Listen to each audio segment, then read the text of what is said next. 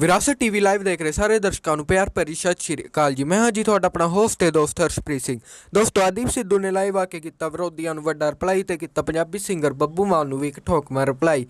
ਦੋਸਤੋ ਤੁਹਾਨੂੰ ਦੀਪ ਸਿੱਧੂ ਦੇ ਇਸ ਲਾਈਵ ਵੱਲ ਲੈ ਕੇ ਜਾਣ ਤੋਂ ਪਹਿਲਾਂ ਇੱਕ ਰਿਕੁਐਸਟ ਹੈ ਕਿ ਤੁਸੀਂ ਜਿਹੜੇ ਦੋਸਤ ਚੈਨਲ ਤੇ ਨਵੇਂ ਨੇ ਉਹ ਚੈਨਲ ਨੂੰ ਸਬਸਕ੍ਰਾਈਬ ਕਰ ਦੇਣ ਤੇ ਨਾਲ ਵਾਲੀ ਨੋਟੀਫਿਕੇਸ਼ਨ ਬੈਲ ਔਨ ਕਰਨਾ ਨਾ ਭੁੱਲਣਾ ਕਿ ਸਾਡੇ ਡੇਲੀ ਅਪਡੇਟ ਤੁਹਾਨੂੰ ਮਿਲਦੇ ਰਹਿਣ। ਸੋ ਦੋਸਤੋ ਆਓ ਤੁਹਾਨੂੰ ਲੈ ਚੱਲਦੇ ਹਾਂ ਦੀਪ ਸਿੱਧੂ ਦੇ ਅੱਜ ਦੇ ਲਾਈਵ ਦੇ ਵੱਲ। ਸਤਿ ਸ਼੍ਰੀ ਅਕਾਲ ਜੀ। ਵਾਹਿਗੁਰੂ ਜੀ ਕਾ ਖਾਲਸਾ, ਵਾਹਿਗੁਰੂ ਜੀ ਕੀ ਫਤਿਹ। ਦੋ ਚਾਰ ਗੱਲਾਂ ਸੰਗਤ ਦੇ ਨਾਲ ਰੂਬਰੂ ਹੋ ਕੇ ਕਰਨੀਆਂ ਸੀ ਜਿਹੜੀਆਂ ਬੜੀਆਂ ਜ਼ਰੂਰੀ ਆ, ਕਿਉਂਕਿ ਬੜੇ ਤਰ੍ਹਾਂ ਦੇ ਭਰਮ ਤੇ ਭੁਲੇਖੇ ਪਾ ਦਿੱਤੇ ਜਾਂਦੇ ਆ। ਉਹ ਦੋ ਚਾਰ ਗੱਲਾਂ ਹੈ ਕੀ, ਪਹਿਲੀ ਗੱਲ ਜਿਹੜੀ ਮੈਂ ਕਲੀਅਰ ਕਰਨੀ ਆ ਤੇ ਬੜੀ ਜ਼ਰੂਰੀ ਆ ਇਹ ਗੱਲ ਕਲੀਅਰ ਕਰਨੀ ਵੀ ਮੈਂ ਅਕਾਲੀ ਦਲ ਜਾਂ ਹੋਰ ਕੋਈ ਵੀ ਪਾਰਟੀ ਨਹੀਂ ਜੁਆਇਨ ਕਰ ਰਿਹਾ। ਸੋ ਜਿਸ ਤਰ੍ਹਾਂ ਦੀਆਂ ਗੱਲਾਂ ਕਹੀਆਂ ਗਈਆਂ, ਜਿਸ ਤਰ੍ਹਾਂ ਦਾ ਇੱਕ ਬਿਰਤਾਂਤ ਜਾਂ ਇੱਕ ਨੈਰੇਟਿਵ ਸਿਰਜਿਆ ਜਾ ਰਿਹਾ ਵੀ ਦੀਪ ਸਿੱਧੂ ਅਕਾਲੀ ਦਲ ਜੁਆਇਨ ਕਰ ਰਿਹਾ, ਇਹ ਕਿਸੇ ਗੱਲ 'ਚ ਕੋਈ ਆਧਾਰ ਨਹੀਂ ਆ। ਇਹ ਬਿਨਾਂ ਆਧਾਰ ਤੋਂ ਕੀਤੀਆਂ ਹੋਈਆਂ ਗੱਲਾਂ। ਸੋ ਮੈਂ ਕੋਈ ਵੀ ਪਾਰਟੀ ਜਾਂ ਅਕਾਲੀ ਦਲ ਨਹੀਂ ਜੁਆਇਨ ਕਰ ਰਿਹਾ। ਤੁਸੀਂ ਨਿਸ਼ਚਿੰਤ ਰਹੋ ਇਸ ਗੱਲ ਤੋਂ ਵੀ ਤੁਹਾਡੇ ਜਜ਼ਬਾਤਾਂ 'ਤੇ ਕਿਤੇ ਦੀਪ ਸਿੱਧੂ ਕੰਪਰੋਮਾਈਜ਼ ਕਰ ਜੂਗਾ, ਸਮਝੌਤਾ ਕਰ ਜੂਗਾ, ਜਾਂ ਅਸੀਂ ਪੰਜਾਬ ਦੇ ਹੱਕਾਂ ਨਾਲ ਸਮਝੌਤਾ ਕਰ ਜਾਾਂਗੇ। ਇਹ ਕਦੇ ਹੋ ਹੀ ਨਹੀਂ ਸਕਦਾ। ਸਿਧਾਂਤਕ ਲੜਾਈ ਲੜ ਰਹੇ ਹਾਂ ਆਪਾਂ ਤੇ ਆਪਦੇ ਸਿਧਾਂਤਾਂ ਤੇ ਪੰਜਾਬ ਦੇ ਹੱਕਾਂ ਨਾਲ ਕਦੇ ਵੀ ਸਮਝੌਤਾ ਨਹੀਂ ਕਰਾਂਗੇ। ਦੂਜੀ ਗੱਲ ਜਿਹੜੀ ਬਹੁਤ ਜ਼ਰੂਰੀ ਆ, ਇੱਕ ਪੰਜਾਬ ਹਰਿਆਣਾ ਦੀ ਲੜਾਈ ਵਿੱਢ ਦਿੱਤੀ ਗਈ ਆ ਵੀ ਦੀਪ ਸਿੱਧੂ ਨੇ ਹਰਿਆਣਾ ਦੇ ਲਈ ਕੁਝ ਕਿਹਾ। ਇਸ ਗੱਲ ਨੂੰ ਮੈਂ ਦੁਬਾਰਾ ਫੇਰ ਸੰਬੋਧਨ ਕਰ ਦਿੰਦਾ ਔਰ ਇਹਨੂੰ ਹਿੰਦੀ 'ਚ ਗੱਲ ਕਰਦੇ ਹਾਂ ਤਾਂ ਕਿ ਸਾਡੇ ਹਰਿਆਣੇ ਵਾਲੇ ਜਿਹੜੇ ਭਰਾ ਉਹਨਾਂ ਦੇ ਵੀ ਗੱਲ ਸਮਝ 'ਚ ਆ ਜੇ। ਜਦੋਂ 25 ਤਰੀਕ ਨੂੰ ਤੇ 26 ਤਰੀਕ ਨੂੰ ਨਵੰਬਰ ਨੂੰ जब 25 और 26 नवंबर हमने फैसला किया भी हम दिल्ली जाएंगे पंजाब और हरियाणा से, सो 25 नवंबर को जो इस आंदोलन का, हमारे संघर्ष का जो एक रूप रेखा तय करनी थी वो हरियाणा ने तय की। हरियाणा ने उस दिन बैरिकेड भी तोड़े, उस दिन वाटर कैनन्स को भी बंद किया और उखाड़ फेंका। तो एक संघर्ष का एक चेहरा और एक रूपरेखा जिसको तय किया गया, जो मिथी गई, वो हरियाणा ने मिथी। सो हरियाणा ने इस संघर्ष को शुरू किया और पंजाब ने दिल्ली जाने के लिए, और पंजाब ने 26 तारीख को उसी रूपरेखा को बरकरार रखा। सो हरियाणा और पंजाब तो कभी आपस में अलग हो ही नहीं सकते, और स्पेशली इस संघर्ष ने हरियाणा और पंजाब की जो कुछ दूरी थी उसको भी मिटा दिया और हमें एक कर दिया। हरियाणा के जो हमारे लोग हैं उनके ऊपर मुझे गर्व है, I am proud of them. और दूसरी बात, जब मैं जेल में बैठा था तो मुझे हरियाणा वालों ने ही संभाला। मेरे तो दोस्त बहुत हरियाणा में हैं। सो हरियाणा के अगेंस्ट तो मैं कभी कोई बात कर ही नहीं सकता क्योंकि वो भी हमारे ही हैं। पर जो मैं बात कर रहा था वो थी क्या थी, वो मैं पॉलिटिकल स्ट्रक्चर की या पॉलिटिकल स्ट्रगल की बात कर रहा था। पंजाब और हरियाणा के जो मसले हैं और समस्याएं हैं वो अलग अलग हैं, ये तो किसी अंधे को भी पता होगा। पंजाब आज अगर किसानी का संघर्ष अपना लड़ रहा है तो साथ में पंजाब के मसले, पंजाब अपनी भाषा का, जिन्हों माँ बोली पंजाबी कहने हैं, उसका भी संघर्ष लड़ता है। पंजाब अपने पानियों का भी संघर्ष लड़ता है। पंजाब, हमारे यहाँ से प्रवास इतना हो रहा है, अभी हमारे जो नौजवान हैं वो छोड़ कर अमेरिका, कनाडा, ऑस्ट्रेलिया जा रहे हैं, वो भी एक संघर्ष है हमारा। हमारा यहाँ जो कैंसर बेल्ट है, जिस तरह की फसलें हमें दे दी गई हैं, जो ग्रीन रेवोल्यूशन जब आया था तो वो भी एक हम संघर्ष लड़ रहे हैं। पंजाब के नौजवान जिनको बोला जा रहा था उड़ता पंजाब, नशे में पड़ गए हैं, तो वो भी एक संघर्ष है। हमारा संघर्ष, हमारे जो फ़लसफ़े हैं, हमारा श्री गुरु ग्रंथ साहब की जिस तरह निरादर होता है वो भी एक संघर्ष है। तो पंजाब की जो मसले हैं वो किसानी के साथ साथ और भी बड़े मसले हैं जो पंजाब के आज मौजूदा मसले बने हुए हैं और हरियाणा के अलग हैं। सो इस चीज़ को अगर समझिए तो जब कोई पॉलिटिकल स्ट्रगल होती है, जब हम सरकार के साथ लड़ते हैं, तो हरियाणा का संघर्ष हमेशा ही एक इंडियन सेंट्रिक होता है, क्योंकि उनका जो इतिहास है वो 1966 से शुरू हुआ है। उससे पहले तो हमारा एक कॉमन, एक साझा इतिहास है। हमारा पंजाब में इंडियन सेंट्रिक संघर्ष नहीं है, पंजाब में बड़ी तरह के संघर्ष लड़े गए हैं। पंजाब में अगर आप देखिए तो पंजाब में जिस तरह का हम संघर्ष पीसफुल लड़ रहे हैं ये भी लड़ा गया है। पंजाब में आर्म स्ट्रगल भी लड़ी गई है पंजाब में, और 1984 में जो सब कुछ हुआ वो भी हम सब ने विटनेस किया। सो इसलिए अगर मैं कोई स्ट्रगल की बात करूं और पॉलिटिकल स्ट्रगल की बात करूं तो पंजाब से जिस तरह सरकार डील करती है और हरियाणा से डील करती है वो कंप्लीटली डिफरेंट है। सो उसी संदर्भ में मैंने वो बात की थी, बल्कि इस चीज़ को किसी भी नेगेटिव वे में नहीं लिया जाना चाहिए। अगर किसी को भी मेरे कहे हुए लफ्ज़ या जो मैंने बोला उससे कोई कन्फ्यूजन पैदा हुई है या किसी के दिल में कोई ठेस पहुंची है तो मैं अपने लफ्ज़ रीफ्रेज करता हूं, उनको दोबारा ये बोलता हूं भी हरियाणा हमारा भाई है। हरियाणा वालों ने जो संघर्ष का साथ दिया है, जिस तरह संघर्ष लड़ा है और जिस तरह हम हरियाणा में बैठे हैं वहाँ आप लोगों ने सेवा की है वो बाकमाल है। आई am really proud of all of you. हमारी जो एक सांझ है, हमारा प्यार है, वो बड़ा ही उसको हमें और ज़्यादा परपक्व और गूढ़ा, इसको क्या बोलते हैं, गहरा करना है। सो इसलिए इस चीज़ को कम्प्लीटली इग्नोर किया जाए। मेरे जो लफ्ज़ थे अगर किसी तरह भी आपके दिल में उसकी ठेस पहुंची है तो I am really you know I apologise and I take it back. दूसरी बात, हुण एक बब्बू मान ते मेरी कोई जिहड़ी प्रतिक्रिया सी ते उन्हां ते जिहड़ी मैं गल कही उहनूं किवें लिया गया। ਅਸੀਂ ਜਦੋਂ ਸੰਘਰਸ਼ ਲੜ ਰਹੇ ਹਾਂ ਤੇ ਪੰਜਾਬ ਦੀ ਖਾਤਰ ਤੁਰੇ ਹਾਂ, ਉੱਥੇ ਆਪਾਂ ਨਿੱਜੀ ਵੈਰ ਵਿਰੋਧਤਾ ਨਹੀਂ ਪਾਲ ਕੇ ਤੁਰੇ ਨਾ। ਇਹ ਤਾਂ ਬਹੁਤ ਛੋਟੀ ਗੱਲ ਹੁੰਦੀ ਆ, ਇਹ ਬੜੀ ਛੋਟੀ ਗੱਲ ਹੁੰਦੀ ਆ ਵੀ ਅਸੀਂ ਨਿੱਜੀ ਵੈਰ ਵਿਰੋਧ ਪਾਲ ਕੇ ਤੇ ਇੱਕ ਦੂਜੇ ਦੇ ਖਿਲਾਫ ਬਿਆਨਬਾਜ਼ੀ ਕਰਨ ਲੱਗ ਜਾਈਏ। ਨਹੀਂ, ਮੇਰਾ ਬੱਬੂ ਮਾਨ ਉਹਨਾਂ ਨਾਲ ਕੋਈ ਵੀ ਨਿੱਜੀ ਵੈਰ ਵਿਰੋਧ ਨਹੀਂ ਆ। ਨਿੱਜ ਤੇ ਜਾਂ ਪਰਸਨਲੀ ਮੈਂ ਉਹਨਾਂ ਦੀ ਇੱਜ਼ਤ ਕਰਦਾ, ਪਰ ਜਦੋਂ ਸਿਧਾਂਤਕ ਗੱਲ ਆਉਂਦੀ ਆ, ਸਿਧਾਂਤਕ ਗੱਲ ਕੀ ਆ, 26 ਤਰੀਕ ਨੂੰ ਉਹਨਾਂ ਨੇ ਕਿਹਾ ਜਦੋਂ ਮੈਂ ਆਪਦੇ ਮੇਰੇ ਜਿਹੜੇ ਮਾਂ-ਬਾਪ ਉਹ ਮੈਨੂੰ ਦੁੱਖ ਹੋਇਆ ਜਾਂ ਉਦੋਂ ਮੈਂ ਜੋ ਰੋਇਆ ਜਦੋਂ ਇਸ ਦੁਨੀਆ ਨੂੰ ਛੱਡ ਕੇ ਚਲੇ ਗਏ, 26 ਤਰੀਕ ਨੂੰ ਮੈਂ ਉਵੇਂ ਹੀ ਰੋਇਆ। ਹੁਣ ਤੁਸੀਂ ਇੱਕ ਗੱਲ ਨੂੰ ਸਮਝੋ, 26 ਤਰੀਕ ਨੂੰ ਹੋਇਆ ਕੀ ਸੀ? 26 ਤਰੀਕ ਨੂੰ ਤਾਂ ਇੱਕ ਜੋ ਨਿਸ਼ਾਨ ਸਾਹਿਬ ਦੇ ਉਲਟ ਸਾਡੇ ਉਸ ਚਿੰਨ੍ਹ ਜੋ ਸਾਡਾ ਸੱਭਿਆਚਾਰਕ ਚਿੰਨ੍ਹ ਵੀ ਆ, ਸਾਡਾ ਧਾਰਮਿਕ ਚਿੰਨ੍ਹ ਵੀ ਆ, ਸਾਡਾ ਸਭ ਕੁਝ ਹੀ ਉਹ ਆ, ਉਹਦੇ ਉਲਟ ਇੱਕ ਬਿਰਤਾਂਤ, ਇੱਕ ਨੈਰੇਟਿਵ ਸਿਰਜਿਆ ਗਿਆ ਵੀ ਯਾਰ ਇਹ ਤਾਂ ਬਹੁਤ ਗਲਤ ਹੋ ਗਿਆ ਤੇ ਸਭ ਕੁਝ ਜਿਹੜੇ ਬੰਦੇ ਲਾਲ ਕਿਲੇ 'ਚ ਗਏ ਉਹ ਤਾਂ ਗੁੰਮਰਾਹ ਕੀਤੇ ਹੋਏ ਲੋਕ ਸੀ, ਉਹਨਾਂ ਨੂੰ ਜਿਵੇਂ ਕੁਝ ਪਤਾ ਹੀ ਨਹੀਂ ਸੀ। ਹੁਣ ਉਹ ਨੈਰੇਟਿਵ ਕਿਸ ਗੱਲ ਦੇ ਉਲਟ ਗਿਆ? ਉਹ ਨੈਰੇਟਿਵ ਇੱਕ ਉਸ ਵੇਲੇ ਪੰਜਾਬ ਦਾ ਜੋ ਸੱਭਿਆਚਾਰ ਆ, ਪੰਜਾਬ ਦਾ ਇੱਕ ਸੱਭਿਆਚਾਰਕ ਹਿੱਸਾ ਜਾਂ ਧਰਮ ਦਾ ਸਾਡਾ ਇੱਕ ਚਿੰਨ੍ਹ ਆ, ਉਹਦੇ ਉਲਟ ਗਿਆ। ਉਹਦੇ ਨਿਸ਼ਾਨ ਸਾਹਿਬ ਹੀ ਲਹਿਰਾਇਆ ਸੀ ਨਾ। ਹੁਣ ਜਦੋਂ ਤੁਸੀਂ ਕੁਝ ਬਿਆਨ ਦਿੰਦੇ ਹੋ ਲੋਕਾਂ ਨੂੰ ਇਹ ਨਹੀਂ ਪਤਾ ਹੁੰਦਾ ਤੁਹਾਡੇ ਮਨ 'ਚ ਕੀ ਆ, ਲੋਕਾਂ ਨੂੰ ਇਹ ਗੱਲ ਦਾ ਨਹੀਂ ਪਤਾ। ਲੋਕਾਂ ਨੇ ਤਾਂ ਤੁਹਾਡੇ ਬਿਆਨ ਨੂੰ ਸਮਝਣਾ ਹੁੰਦਾ ਤੇ ਉਹਦੀ ਸਿੱਧੀ ਸਮਝ ਹੀ ਐਂ ਆਈ ਵੀ ਤੁਸੀਂ ਜੋ ਗੱਲ ਕਹੀ ਆ 26 ਤਰੀਕ ਨੂੰ ਜਿਹੜਾ ਨਿਸ਼ਾਨ ਸਾਹਿਬ ਚਲਾਇਆ ਗਿਆ ਉਹਦੇ ਉਲਟ ਗੱਲ ਕਹੀ ਆ। ਕਿਉਂਕਿ ਇੱਕ ਗੱਲ ਅਸੀਂ ਯਾਦ ਰੱਖੀਏ ਹਮੇਸ਼ਾ, a man will always be judged through his conduct, his subsequent conduct and his posturing. ਇਹਦਾ ਮਤਲਬ ਕੀ ਆ? ਇਨਸਾਨ ਜਦੋਂ ਨਾ ਕੋਈ ਵੀ ਜੱਜ ਕੀਤਾ ਜਾਂਦਾ ਉਹ ਉਹਦੇ ਵਿਹਾਰ ਤੋਂ, ਉਹਦੀਆਂ ਗੱਲਾਂ ਬਾਤਾਂ ਤੋਂ, ਉਹਦੇ ਬਿਆਨਾਂ ਤੋਂ ਤੇ ਉਹਦਾ ਕਿਸ ਤਰ੍ਹਾਂ ਦਾ ਪੋਸਚਰ ਆ, ਕਿਸੇ ਘਟਨਾ ਨੂੰ ਲੈ ਕੇ ਪ੍ਰਤੀਕਿਰਿਆ ਕੀ ਆ, ਉਸ ਗੱਲ ਤੋਂ ਜੱਜ ਕੀਤਾ ਜਾਂਦਾ। ਸਾਨੂੰ ਨਹੀਂ ਪਤਾ ਤੁਹਾਡੇ ਮਨ 'ਚ ਕੀ ਪਿਆ ਸੀ, ਅਸੀਂ ਅੰਤਰਯਾਮੀ ਥੋੜ੍ਹੀ ਆ।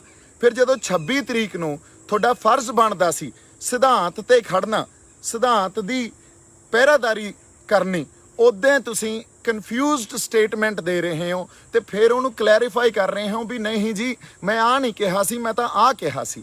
ਸੋ ਸਿਧਾਂਤਕ ਜਿਹੜੀ ਲੜਾਈ ਆ ਨਾ, ਉੱਥੇ ਅੱਜ ਦੀਪ ਸਿੱਧੂ ਇਹ ਗੱਲ ਸੰਗਤ ਸਾਹਮਣੇ ਕਬੂਲਦਾ ਵੀ ਸਿਧਾਂਤ ਤੇ ਕਦੇ ਵੀ ਕੰਪਰੋਮਾਈਜ਼ ਨਹੀਂ ਕੀਤਾ ਜਾਊਗਾ। ਸਿਧਾਂਤ ਤੇ ਜਿਹੜੀ ਵਿਰੋਧਤਾ ਹੋਊਗੀ ਉਹ ਸਪਸ਼ਟ ਰੂਪ 'ਚ ਹੋਊਗੀ, ਚਾਹੇ ਕੋਈ ਵੀ ਹੋਵੇ। ਹਾਂ, ਪਰਸਨਲੀ ਮੇਰੀ ਕੋਈ ਲੜਾਈ ਨਹੀਂ ਆ, ਮੈਂ ਉਹਨਾਂ ਦੀ ਇੱਜ਼ਤ ਕਰਦਾ, ਪਰ ਸਿਧਾਂਤਕ ਤੌਰ ਤੇ ਆਪਦੀਆਂ ਜ਼ਮੀਰਾਂ ਨਹੀਂ ਮਾਰ ਸਕਦੇ। ਹਾਲਾਂਕਿ ਬੱਬੂ ਮਾਨ ਬਾਈ ਨੂੰ ਇਹ ਗੱਲ ਕਹਿਣੀ ਚਾਹੀਦੀ ਸੀ ਵੀ ਜਿਹੜਾ ਨਿਸ਼ਾਨ ਸਾਹਿਬ ਲਾਲ ਕਿਲੇ ਤੇ ਲਹਿਰਾਇਆ ਗਿਆ ਨਾ, ਉਹ ਕੁਛ ਗਲਤ ਨਹੀਂ ਹੋਇਆ। ਅਸੀਂ ਬੜੇ ਸ਼ਾਂਤਮਈ ਇੱਕ ਖਾਲੀ ਪੋਲ ਤੇ ਜਾ ਕੇ ਸਾਡੀ ਸੰਗਤ ਨੇ ਨਿਸ਼ਾਨ ਸਾਹਿਬ ਆਪਦਾ ਉੱਥੇ ਤੇ ਕਿਸਾਨੀ ਝੰਡਾ ਇੱਕ ਪ੍ਰੋਟੈਸਟ ਰੋਸ ਵਜੋਂ ਸਰਕਾਰ ਨੂੰ ਜਗਾਉਣ ਖਾਤਰ ਅਸੀਂ ਲਾਤਾ ਤੇ ਉਹ ਤਾਂ ਬੜਾ ਇਤਿਹਾਸਕ ਦਿਨ ਸੀ। ਜੇ ਤੁਸੀਂ ਸੰਘਰਸ਼ ਦੇ ਉਸ ਵਹਿਣ 'ਚ ਬਹਿ ਕੇ ਤੁਸੀਂ ਉਸ ਗੱਲ ਨੂੰ ਸਮਝੋਗੇ। ਹੋਰ ਬੜੀ ਗੱਲ ਆ ਵੀ ਬੜੇ ਲੋਕ ਇਹ ਸੋਚਦੇ ਆ ਵੀ ਬੜਾ ਵੱਡਾ ਨੁਕਸਾਨ ਹੋ ਜਾਣਾ ਸੀ। ਨਹੀਂ, ਨੁਕਸਾਨ ਤਾਂ ਉਸ ਗੁਰੂ ਸਾਹਿਬ ਨੇ ਜਦੋਂ ਸਾਡੀ ਅੰਗ ਸੰਗ ਸਹਾਈ ਆ ਸਾਨੂੰ ਉਸ ਨੁਕਸਾਨ ਤੋਂ ਤਾਂ ਬਚਾਇਆ ਨਾ। ਨਹੀਂ ਹੋਇਆ ਨਾ, ਨਹੀਂ ਹੋਇਆ ਇਹਦਾ ਮਤਲਬ ਉਹ ਗੁਰੂ ਦੀ ਰਜ਼ਾ 'ਚ ਹੀ ਸਭ ਕੁਝ ਚੱਲ ਰਿਹਾ ਸੀ। ਨੁਕਸਾਨ ਤਾਂ ਬਹੁਤ ਹੋਰ, ਅਸੀਂ ਜਿਸ ਤਰ੍ਹਾਂ 26 ਨਵੰਬਰ ਨੂੰ ਗਏ ਸੀ, ਫਿਰ 26 ਜਨਵਰੀ ਤੱਕ ਉੱਥੇ ਬੈਠੇ ਸੀ, ਕਦੇ ਵੀ ਹੋ ਸਕਦਾ ਸੀ ਸਾਡਾ। ਸੋ ਜੇ ਸਾਡੇ ਗੁਰੂ ਅੰਗ ਸੰਗ ਸਹਾਈ ਆ ਸਾਡਾ, ਤੇ ਅਸੀਂ ਆਪਦੇ ਜਿਹੜੇ ਸਿਧਾਂਤ ਤੇ ਪਹਿਰਾ ਹੀ ਨਾ ਦਈਏ ਤੇ ਸਿਧਾਂਤ ਤੇ ਸਪਸ਼ਟਤਾ ਨਾ ਰੱਖੀਏ, ਤੇ ਅਸੀਂ ਜੇ ਕੋਈ ਆਪਦੀ ਭਾਸ਼ਾ ਜਾਂ ਬਿਆਨਬਾਜ਼ੀ ਇਹੋ ਜਿਹੀ ਕਰੀਏ ਉਹਦਾ ਕੋਈ ਵੀ ਮਤਲਬ ਨਿਕਲ ਸਕਦਾ। ਤੇ 26 ਤਰੀਕ ਨੂੰ ਉਹਦਾ ਜੋ ਮਤਲਬ ਨਿਕਲਿਆ ਉਹ ਤੁਹਾਨੂੰ ਵੀ ਪਤਾ, ਤੇ ਤੁਹਾਨੂੰ ਮੁੜ ਕੇ ਆ ਕੇ ਉਹਦੇ ਤੇ ਸਫਾਈ ਦੇਣੀ ਪਈ। ਇਹਦਾ ਮਤਲਬ ਕੀ ਸੀ? ਇਹਦਾ ਮਤਲਬ ਇਹੀ ਸੀ, ਤੁਹਾਡੇ ਬਿਆਨ ਨੇ 26 ਤਰੀਕ ਨੂੰ ਜੋ ਇੱਕ ਨੈਰੇਟਿਵ ਸਿਰਜਿਆ ਗਿਆ ਸੀ ਵੀ ਨਿਸ਼ਾਨ ਸਾਹਿਬ ਲਾ ਕੇ ਤੇ ਕਿਸਾਨੀ ਝੰਡਾ ਲਾ ਕੇ ਇਹ ਤਾਂ ਯਾਰ ਸੰਘਰਸ਼ ਨੂੰ ਢਾਹ ਲੱਗ ਗਈ, ਉਹਨੂੰ ਹੀ ਹੈਲਪ ਕੀਤੀ ਆ, ਨਾ ਕਿ ਸਿਧਾਂਤ ਤੇ ਤੁਸੀਂ ਪਹਿਰਾ ਦਿੱਤਾ। ਸੋ ਇਸ ਕਰਕੇ ਸਿਧਾਂਤਕ ਵਖਰੇਵਾਂ, ਸਿਧਾਂਤ ਤੇ ਜਦੋਂ ਵੀ ਕਿਤੇ ਗੱਲ ਆਊਗੀ ਦੇ ਜੇ ਕਿਤੇ ਸਾਡੇ 'ਚ ਉੱਥੇ ਵਖਰੇਵੇਂ ਆ, ਤੇ ਸਿਧਾਂਤ ਕੀ ਆ? ਸਿਧਾਂਤ ਸਾਡਾ ਨਿਸ਼ਾਨ ਸਾਹਿਬ ਦਾ ਸਿਧਾਂਤ ਆ, ਸਰਬੱਤ ਦੇ ਭਲੇ ਦਾ ਸਿਧਾਂਤ ਆ, ਉਸ ਚਿੰਨ੍ਹ ਦਾ ਸਿਧਾਂਤ ਆ ਜਿਹਦੇ ਅਧੀਨ ਸਾਨੂੰ ਮਲਕੀਅਤ ਮਿਲੀ ਆ, ਸਾਨੂੰ ਜ਼ਮੀਨਾਂ ਮਿਲੀਆਂ, ਅਸੀਂ ਸਰਦਾਰ ਬਣੇ ਆ, ਅਸੀਂ ਜ਼ਮੀਨਾਂ ਦੇ ਮਾਲਕ ਬਣੇ ਆ। ਸੋ ਸਾਡੇ ਉਸ ਸਿਧਾਂਤ ਤੋਂ, ਸਾਡੇ ਉਹਨਾਂ ਚਿੰਨ੍ਹਾਂ ਤੋਂ ਅਸੀਂ ਮੁਨਕਰ ਨਹੀਂ ਹੋ ਸਕਦੇ। ਉਹਨਾਂ ਚਿੰਨ੍ਹਾਂ ਤੋਂ ਅਸੀਂ ਪਾਸੇ ਜਾ ਕੇ ਆਪਦੀਆਂ ਜ਼ਮੀਨਾਂ ਨਹੀਂ ਬਚਾ ਸਕਦੇ। ਪਹਿਲਾਂ ਜ਼ਮੀਰ ਜਿਉਂਦੀ ਰੱਖਣੀ ਪਊਗੀ, ਫਿਰ ਜ਼ਮੀਨ ਬਚਾਉਣੀ ਪਊਗੀ। ਸੋ ਫਿਰ ਹੀ ਜ਼ਮੀਨ ਬਚੂਗੀ। ਜੇ ਜ਼ਮੀਰ ਜਿਉਂਦੀ ਨਹੀਂ ਹੈ ਤਾਂ ਅੱਜ ਗਈ ਕਿ ਕੱਲ੍ਹ ਗਈ। ਇਸ ਕਰਕੇ ਜਦੋਂ ਸਿਧਾਂਤ ਤੇ ਗੱਲ ਆਵੇ ਉਦੋਂ ਸਪਸ਼ਟਤਾ ਹੋਣੀ ਬਹੁਤ ਜ਼ਰੂਰੀ ਆ। ਇਹ ਗੱਲ ਮੈਂ ਕਲੀਅਰ ਕਰ ਦੇਣੀ ਆ। ਬਾਕੀ ਕਿਸੇ ਤਰ੍ਹਾਂ ਦਾ ਕੋਈ ਨਿੱਜੀ ਵੈਰ ਵਿਰੋਧ ਨਹੀਂ ਆ। ਸਿਧਾਂਤ ਤੇ ਮੈਂ ਕਿਸੇ ਨੂੰ ਨਹੀਂ ਬਖਸ਼ਣਾ, ਚਾਹੇ ਫਿਰ ਕੋਈ ਵੀ ਹੋਵੇ। ਇਸ ਕਰਕੇ ਇਸ ਗੱਲ ਨੂੰ ਕਿਸੇ ਨਿੱਜ ਦੇ ਥਰੂ ਨਾ ਦੇਖਿਆ ਜਾਵੇ। ਇਹ ਗੱਲ ਇੱਕ ਵੱਡੇ ਪਰਪਸ 'ਚ ਕਹੀ ਹੋਈ ਗੱਲ ਸੀ। ਅਗਲੀ ਗੱਲ ਜਿਹੜੀ ਬਾਬਾ ਢੱਡਰੀਆਂ ਵਾਲੇ ਆ ਉਹਨਾਂ ਬਾਰੇ ਗੱਲ ਕਹੀ ਸੀ, ਉਹਨਾਂ ਨੂੰ ਮੈਂ ਇੱਕ ਹੋਰ ਬੇਨਤੀ ਕਰਦਾ ਵੀ ਤੁਸੀਂ ਸਿੱਖ ਪ੍ਰਚਾਰਕ ਹੋ, ਤੁਹਾਡੇ ਨਾਲ ਆਰਗਿਊ ਕਰਦਾ ਤਾਂ ਮੈਂ ਸੋਭਦਾ ਹੀ ਨਹੀਂ। ਤੁਹਾਨੂੰ ਤਾਂ ਬੜਾ ਪਤਾ ਹੋਣਾ ਚਾਹੀਦਾ ਸੀ। ਤੁਸੀਂ ਜਿਹੜੀ ਅਧਿਆਤਮ ਨੂੰ ਮਨੁੱਖੀ ਬੁੱਧੀ ਦੇ ਥਰੂ ਐਕਸਪਲੇਨ ਕਰਦੇ ਹੋ ਨਾ, ਤੁਹਾਡੇ ਬਹੁਤ ਵੀਡੀਓਜ਼ ਪਈਆਂ, ਤੁਸੀਂ ਪਲੀਜ਼ ਆਪ ਜਾ ਕੇ ਦੇਖੋ। ਅਧਿਆਤਮ ਨੂੰ ਤੇ ਗਿਆਨ ਨੂੰ ਸਿਰਫ ਤੁਸੀਂ ਦਿਮਾਗ ਤੱਕ, ਵੀ ਦਿਮਾਗ 'ਚ ਗਿਆਨ ਗ੍ਰਹਿਣ ਕਰੋ, ਇੱਥੋਂ ਤੱਕ ਸੀਮਤ ਕਰਦੇ ਹੋ। ਗਿਆਨ ਤਾਂ ਆਤਮਾ ਨਾਲ ਸੰਬੰਧ ਹੁੰਦਾ ਤੇ ਅਧਿਆਤਮ ਦਾ ਸੰਬੰਧ ਵੀ ਆਤਮਾ ਨਾਲ ਆ। ਸੋ ਇਸ ਕਰਕੇ ਤੁਸੀਂ ਜਿਸ ਤਰ੍ਹਾਂ ਵੀ ਗੁਰੂ ਜਿਹੜਾ ਤੇ ਗਿਆਨ ਕੀ ਆ, ਇੱਕ ਜਿਹੜਾ ਅਸੀਂ ਅੱਜ ਪੂਜੀ ਜਾਂਦੇ ਆ ਜਿਹਨੂੰ, ਉਹ ਤਾਂ ਜਰੀਆ, ਤੇ ਗਿਆਨ ਗੁਰੂ ਆ। ਤੇ ਗਿਆਨ ਨੂੰ ਤਾਂ ਇੱਥੇ ਦਿਮਾਗ 'ਚ ਅਸੀਂ ਸਮਝਣਾ ਹੁੰਦਾ। ਨਹੀਂ, ਅਧਿਆਤਮ ਦੀਆਂ ਗੱਲਾਂ ਜਿਹੜੀਆਂ ਉਹ ਬੜੀਆਂ ਵੱਖਰੀਆਂ ਹੁੰਦੀਆਂ। ਅਧਿਆਤਮ ਦੀਆਂ ਗੱਲਾਂ ਵਿਆਖਿਆ ਤੋਂ ਵੀ ਪਰਾਂ ਦੀਆਂ ਹੁੰਦੀਆਂ। ਉਹ ਤਾਂ ਰੂਹਾਂ ਦੇ ਰਿਸ਼ਤੇ ਆ, ਤੇ ਰੂਹਾਂ ਦੀ ਗੱਲ ਅਸੀਂ ਦਿਮਾਗ ਤੱਕ ਨਹੀਂ ਸੀਮਤ ਕਰ ਸਕਦੇ, ਮਨੁੱਖੀ ਬੁੱਧੀ ਤੱਕ ਸੀਮਤ ਨਹੀਂ ਕਰ ਸਕਦੇ। ਤੁਹਾਨੂੰ ਇਹਨਾਂ ਗੱਲਾਂ ਬਾਰੇ ਜ਼ਿਆਦਾ ਪਤਾ।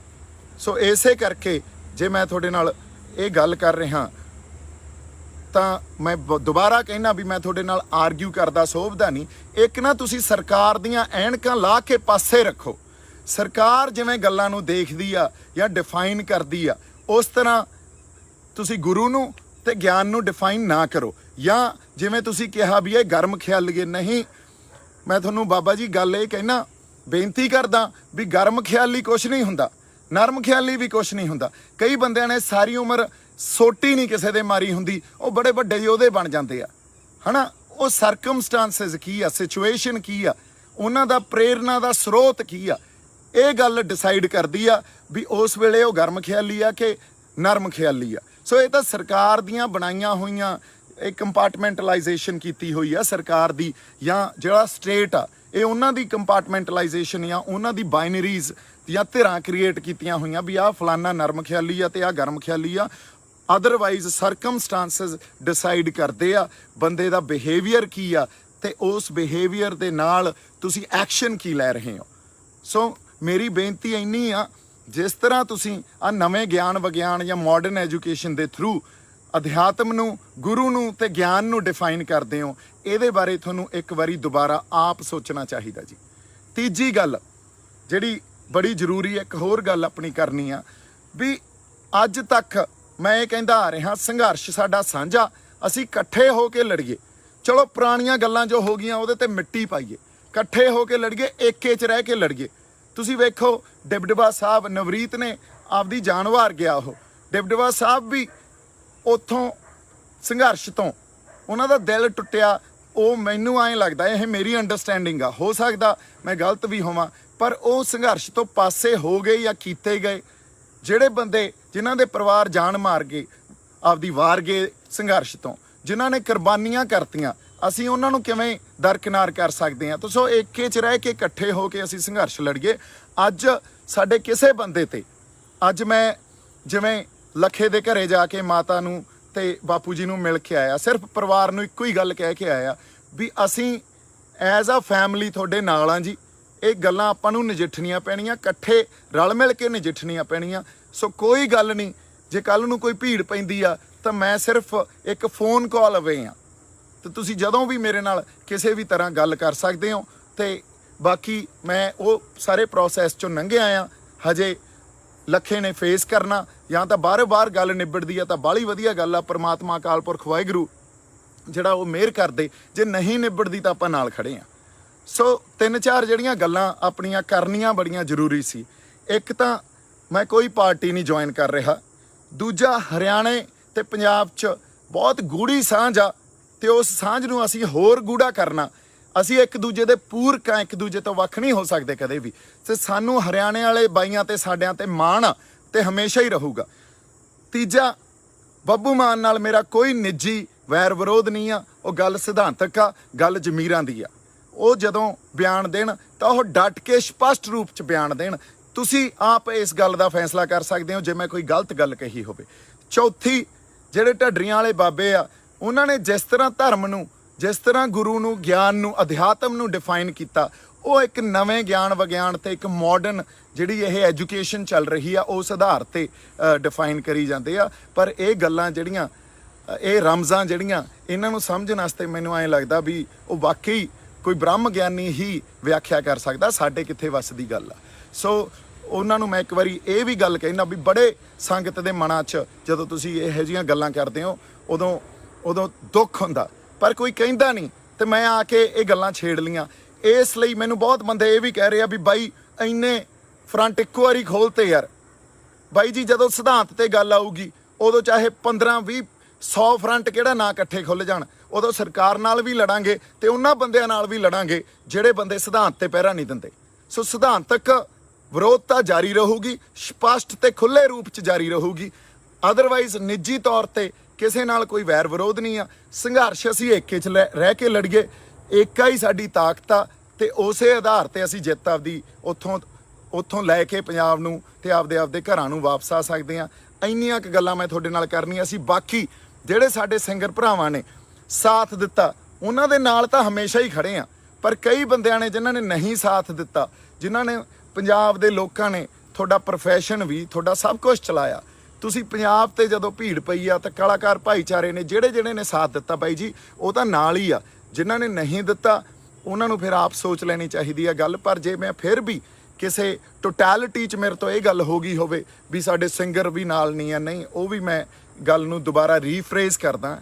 ਉਹ ਜਿਹੜੀ ਉਹਦਾ ਮਕਸਦ ਇਹੀ ਸੀ ਵੀ ਜਦੋਂ ਲੋੜ ਪੈਂਦੀ ਆ, 26 ਤਰੀਕ ਨੂੰ ਲੋੜ ਸੀ ਬਾਈ।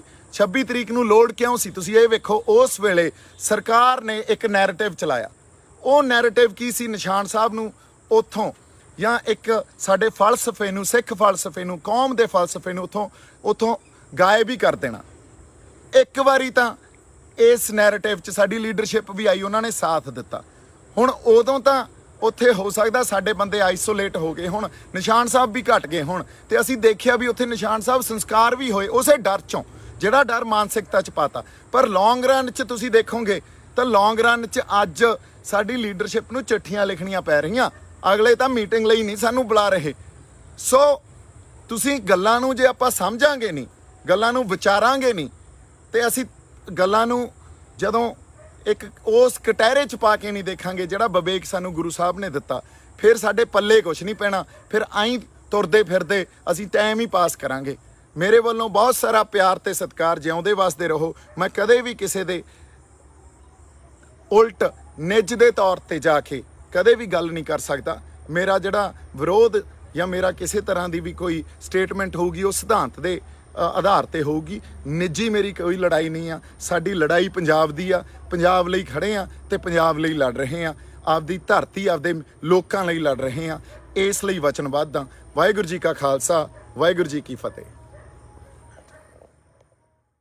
ਸੋ ਦੋਸਤੋ ਹੁਣੇ ਦੇਖਿਆ ਤੁਸੀਂ ਦੀਪ ਸਿੱਧੂ ਦਾ ਅੱਜ ਦਾ ਲਾਈਵ। ਸੋ ਦੋਸਤੋ ਦੱਸਿਓ ਤੁਹਾਨੂੰ ਦੀਪ ਸਿੱਧੂ ਦਾ ਅੱਜ ਦਾ ਲਾਈਵ ਕਿਵੇਂ ਲੱਗਿਆ। ਸੋ ਦੋਸਤੋ ਜਿਹੜੇ ਦੋਸਤ ਚੈਨਲ ਤੇ ਨਵੇਂ ਨੇ ਉਹ ਚੈਨਲ ਨੂੰ ਸਬਸਕ੍ਰਾਈਬ ਵੀ ਕਰ ਦੇਣ ਤੇ ਨਾਲ ਵਾਲੀ ਨੋਟੀਫਿਕੇਸ਼ਨ ਬੈਲ ਔਨ ਕਰਨਾ ਨਾ ਭੁੱਲਣਾ। ਸੋ ਦੋਸਤੋ ਧੰਨਵਾਦ। ਇਹ ਸਾਡਾ ਹਰ ਅਪਡੇਟ ਤੁਹਾਨੂੰ ਮਿਲਦਾ ਰਹੇ ਟਾਈਮ ਤੇ।